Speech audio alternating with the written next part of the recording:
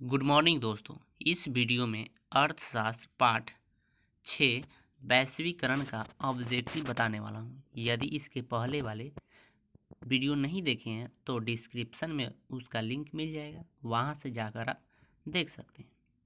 तो वैश्वीकरण में टोटल 38 ऑब्जेक्टिव कराऊंगा, ठीक है। तो सबसे पहले क्वेश्चन क्या है देखते हैं हम लोग।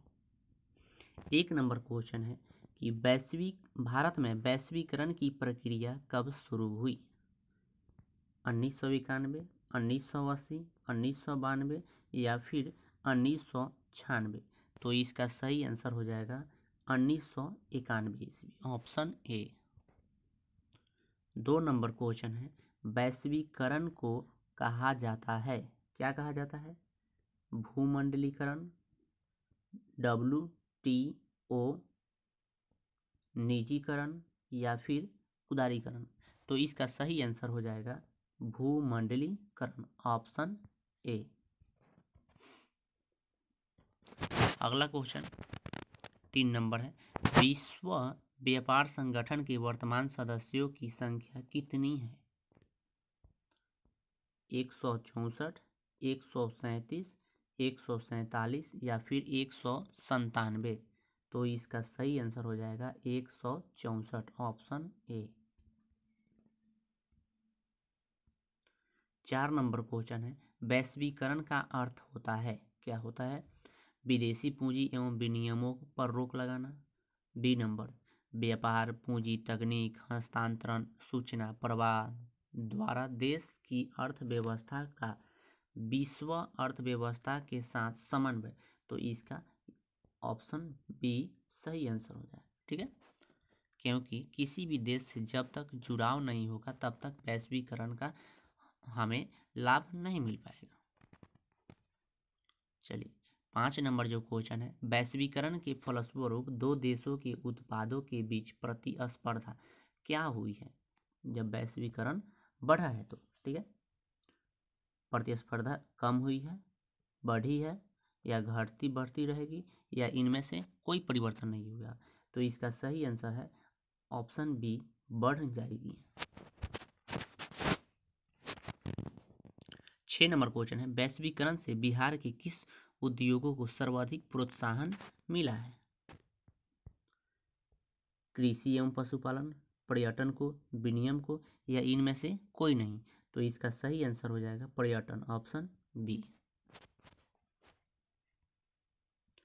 7 नंबर क्वेश्चन है, वैश्वीकरण को प्रोत्साहित करने वाले प्रमुख कारक कौन है? प्रतिस्पर्धा, उदारवादी नीति, विकासशील अर्थव्यवस्थाओं के अनुभव या उपयुक्त सभी? तो इसका सही आंसर हो जाएगा उपयुक्त सभी। वैश्वीकरण के प्रमुख विशेषता उद्देश्य है क्या? वस्तुओं का मुक्त प्रवाह, पूंजी का मुक्त प्रवाह, प्रौद्योगिकी का मुक्त प्रवाह या फिर इनमें से सभी? तो इसका आंसर हो जाएगा सभी, यानी सभी चीज़ों का मुक्त प्रवाह होना चाहिए, तभी वैश्वीकरण का प्रमुख विशेष उद्देश्य यही होगा, हर एक चीज़ में छूट मिलना चाहिए।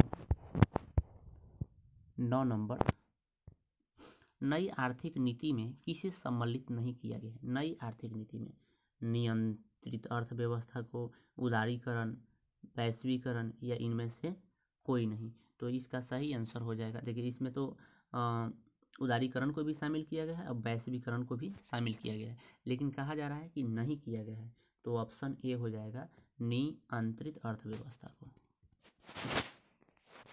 10 नंबर क्वेश्चन है, वैश्वीकरण का सबसे नकारात्मक प्रभाव किस क्षेत्र में देखा गया है? वैश्वीकरण का नकारात्मक यानी गलत प्रभाव कहाँ देखा जा रहा है सबसे ज़्यादा? कृषि एवं ग्रामीण क्षेत्र में, रोजगार में, बैंक में या फिर उद्योग में? तो इसका सही आंसर हो जाएगा कृषि एवं ग्रामीण क्षेत्रों में, ऑप्शन ए। 11 नंबर क्वेश्चन है कि भारत में स्थित कॉल सेंटर किस उद्देश्य से कार्यरत रहती है? ऑप्शन ए, आपराधिक गतिविधियों पर निगरानी रखने के लिए, बी, ग्राहक सेवा के लिए, सी, रोगी उपचार के कार्य के लिए, या ऑप्शन डी ए और बी दोनों। तो इसका सही आंसर हो जाएगा ग्राहक सेवा केंद्र के लिए, ऑप्शन बी। 12 नंबर क्वेश्चन है, अंतर्राष्ट्रीय बाजारों के एकीकरण को कहते हैं क्या? उदारीकरण, निजीकरण, या फिर वैश्वीकरण, या इनमें से कोई नहीं। तो इसका सही आंसर हो जाएगा वैश्वीकरण, ऑप्शन सी। 13 नंबर है, व्यापार, पूंजी, तकनीक एवं सूचना के प्रवाह से प्रोत्साहित मिलना क्या कहलाता है? निजीकरण, वैश्वीकरण, उदारीकरण, या इनमें से सभी। तो इसका सही आंसर हो जाएगा वैश्वीकरण, क्योंकि वैश्वीकरण किसे कहेंगे? जिसमें निजीकरण, उदारीकरण दोनों शामिल हो जाएगा, उसी को तो वैश्वीकरण कहते हैं ना। तो इसका सभी आंसर हो जाएगा, ठीक है। क्योंकि देखिए निजीकरण भी है, वैश्वीकरण भी है, उदारीकरण भी, तो ऑप्शन डी। 14 नंबर क्वेश्चन, आर्थिक सुधार संबंधित नवीन आर्थिक नीति कार्यकुशल कब शुरू हुई? जुलाई 1991 में, जुलाई 1980 में, जुलाई 1992 में, या इनमें से कोई नहीं। तो इसका सही आंसर हो जाएगा ऑप्शन ए, जुलाई 1991 ईस्वी में। देश की कितनी प्रतिशत जनसंख्या मूलभूत सुविधाओं से वंचित है? यानी उन लोगों को कोई भी सुविधाएं मूल रूप से यानी ज़्यादा मात्रा में नहीं पहुंच पाती है। कितने परसेंट लोग हैं? 80%, 85%, 70%, या फिर 75%। तो इसका सही आंसर हो जाएगा 85%, ऑप्शन बी। 16 नंबर क्वेश्चन है, निम्नलिखित में से किस राज्य में आधार संरचना के कारण वैश्वीकरण का प्रभाव कम है? बिहार, उत्तर प्रदेश, मध्य प्रदेश, या फिर राजस्थान। तो इसका सही आंसर हो जाएगा option A, Bihar. 17 number question है, किस अर्थशास्त्री ने उदार आर्थिक नीति का समर्थन किया था? ए, मार्शल ने, B, Adam Smith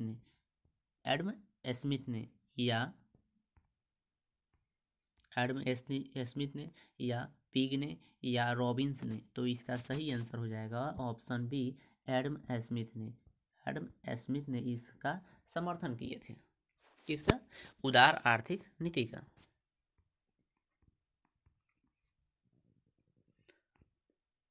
18 number question है, उदारीकरण का तात्पर्य क्या होता है?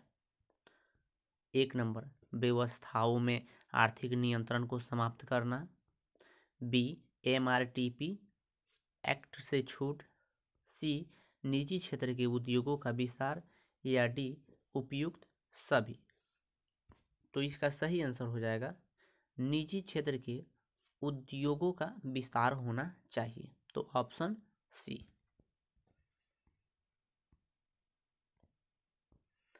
इनमें से कौन सी बहुराष्ट्रीय कंपनी है? यानी जो बड़ा कंपनी है, कौन है? Ford Motors, Samsung, Coca Cola, इनमें से सभी। तो इसका सही आंसर हो जाएगा ऑप्शन डी, इनमें से सभी। 20 नंबर क्वेश्चन है, इनमें कौन बहुराष्ट्रीय कंपनी नहीं है? यानी बड़ा कंपनी नहीं है। तो देखिए फोर्ड मोटर्स ये भी है, सैमसंग हाईले है, कोका कोला भी है, कौन नहीं है? तो संतोष नहीं है। तो इसका सही आंसर ऑप्शन डी हो जाएगा। 21 नंबर क्वेश्चन है, हमारे देश का कौन सा शहर सूचना प्रौद्योगिकी का केंद्र बन गया है? बेंगलुरु, दिल्ली, मुंबई, या फिर चेन्नई। तो इसका सही आंसर हो जाएगा बेंगलुरु, ऑप्शन ए।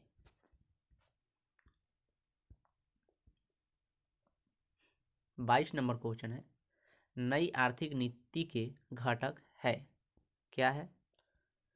निजीकरण एवं वैश्वीकरण, वैश्वीकरण एवं उदारीकरण, उदारीकरण एवं निजीकरण, उदारीकरण, निजीकरण एवं वैश्वीकरण, या तीनों है? तो इसका सही आंसर हो जाएगा ऑप्शन डी, उदारीकरण, निजीकरण एवं वैश्वीकरण। किसकी? नई आर्थिक नीति की। 23 नंबर क्वेश्चन है, बहुराष्ट्रीय कंपनियों द्वारा दूसरे देशों में निवेश का सबसे सामान्य तरीका क्या है? नए कारखानों की स्थापना करना, स्थानीय कंपनियों को खरीद लेना, स्थानीय कंपनी से साझेदारी करना, या इनमें से सभी। तो इसका सही आंसर हो जाएगा इनमें से सभी, यानी जिस प्रकार से हो सके उस प्रकार की विधि वो अपना ले। तो ऑप्शन डी सही हो जाएगा। पार्ले ग्रुप के थम्स अप नामक ब्रांड को किस बहुराष्ट्रीय कंपनी ने खरीद लिया है? ठीक है, तो देखिए, Coca Cola, Parle, LG, Reebok, या फिर नोकिया ने खरीदा है। तो इसका सही आंसर हो जाएगा Coca Cola, option A. 25 number question है, इनमें कौन भारतीय बहुराष्ट्रीय कंपनी है? यानी भारत की बड़ा कंपनियां कौन है? नोकिया, डाबर, सैमसंग, या इनमें से कोई नहीं। तो इसका सही आंसर हो जाएगा डाबर, ऑप्शन बी, जिसमें बताया गया है कि अपनी प्रॉफिट के लिए डाबर जो है वो नेपाल में अपनी कंपनी को स्थापित किया है। क्यों? क्योंकि वहाँ पर श्रम की कीमत कम है। तो बड़ी बड़ी जो कंपनियां हैं वो अपने अपने अपने फैक्ट्री को वहाँ लगाती है जहाँ पर हर एक वस्तु कम रेट में मिले और वहाँ के जो मजदूर हैं वो कम रेट पर काम करें, ताकि उस कंपनी को ज़्यादा से ज़्यादा प्रॉफिट हो। चलिए 26 नंबर, पूरे विश्व में आर्थिक वर्चस्व है किसका? ब्रिटेन का, अमेरिका का, फ्रांस का, या फिर रूस का? तो इसका सही आंसर हो जाएगा अमेरिका का, ऑप्शन बी। निजीकरण का तात्पर्य है सार्वजनिक क्षेत्र के उद्योगों को निजी क्षेत्र के हाथ हस्तांतरण करना, या फिर निजी क्षेत्र पर वे अनावश्यक प्रतिबंधों को हटाना, निजी क्षेत्र के महत्वपूर्ण भूमिका, या डी उपयुक्त सभी। तो इसका सही आंसर हो जाएगा सार्वजनिक क्षेत्र के उद्योगों को निजी क्षेत्र के हाथ स्थानांतरित करना, ऑप्शन ए। 28 नंबर में, निम्न में कौन विदेशी ब्रांड नहीं है? यानी विदेश की कंपनियां नहीं है। तो देखिए, होंडा है, ये विदेशी है, टोयोटा है, ये भी है, फोर्ड, ये भी है। कौन नहीं है? तो ये टाटा मोटर्स जो है वो इंडिया की है। तो ऑप्शन डी। 29 नंबर क्वेश्चन है, वैश्वीकरण गांव किस युग की अवधारणा है?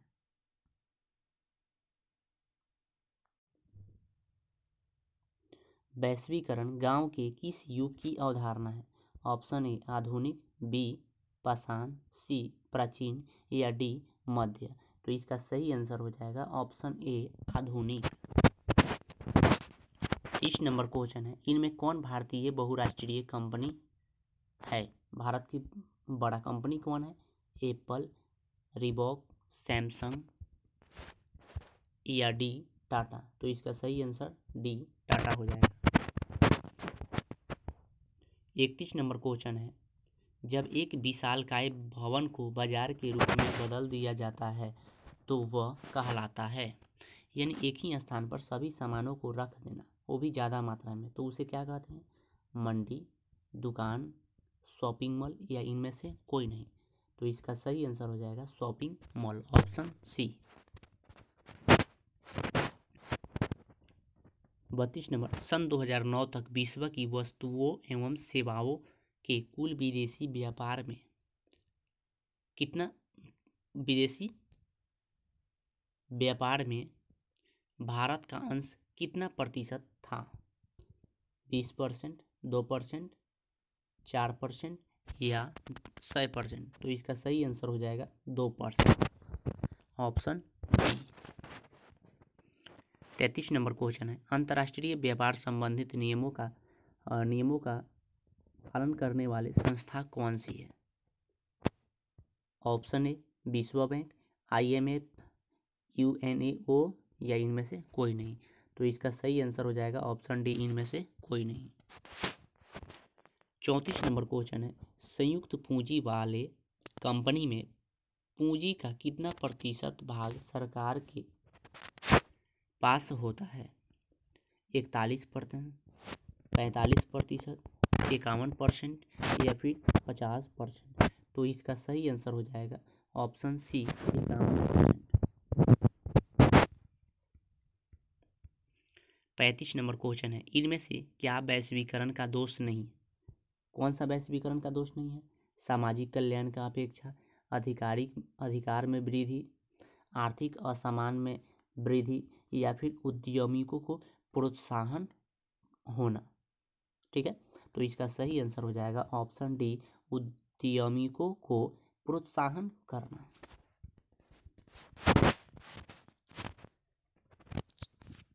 36 नंबर क्वेश्चन है, वैश्वीकरण के प्रमुख अंग कितने हैं?